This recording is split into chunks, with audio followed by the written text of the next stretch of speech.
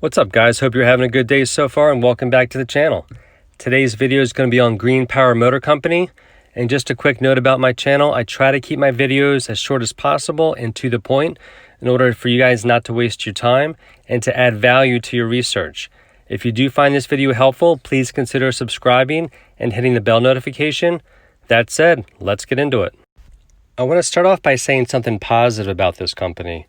They do check off all three boxes when it comes to public transportation, kids via the school buses, and airports. Their vehicles also won't need a huge range like traditional EVs for recreational and personal use.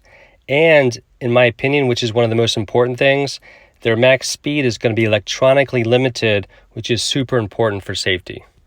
And so the reason I did this video is because I heard a lot of talk about the revenue doubling. And so I went on to the investor presentation, and there it was, the revenue did double. There's a lot of hype about it. And so I started to do a little bit of digging for you.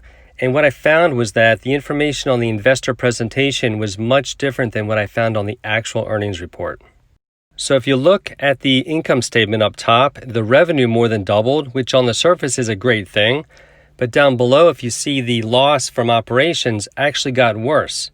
So if the revenue more than doubled, you would think that the loss from operations would get better, but in fact it got worse. So it tells me that this company is having trouble handling the increased revenue.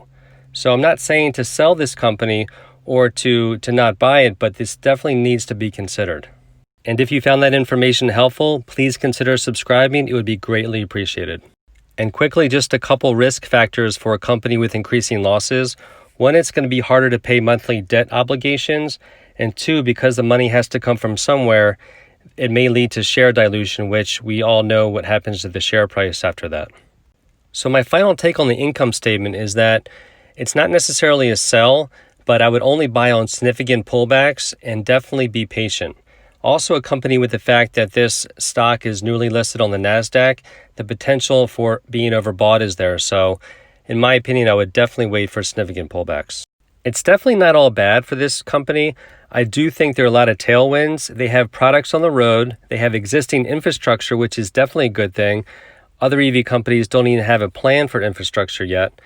They're newly listed on the NASDAQ. And I did say before that it could cause a spike in the share price, but generally speaking, it's going to attract more interest with retail investors, and that's a good thing.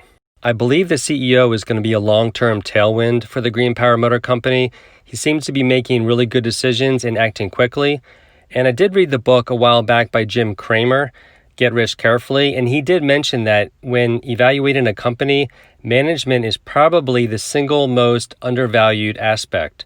And so I really think that the CEO is going to be an asset for this company. I want to mention my favorite product of theirs, the Beast.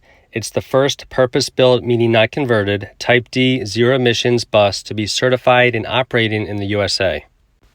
The potential market for this bus is huge, and I do want to reiterate the word potential, and there's obviously no guarantee, but there are 480,000 school buses in the USA, which is the largest form of transportation in the country.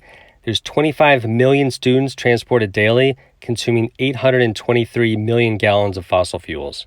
And as the Green Power Motor Company also has other products, those other products have competitors. This product, however, I really believe can be a niche for them and will be the reason why the Green Power Motor sticks around.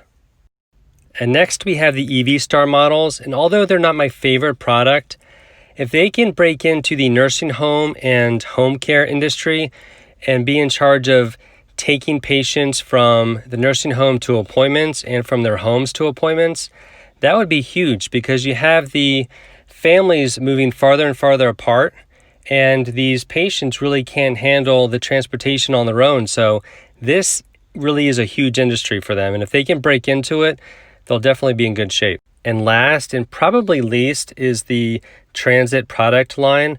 However, I will say one good thing about it.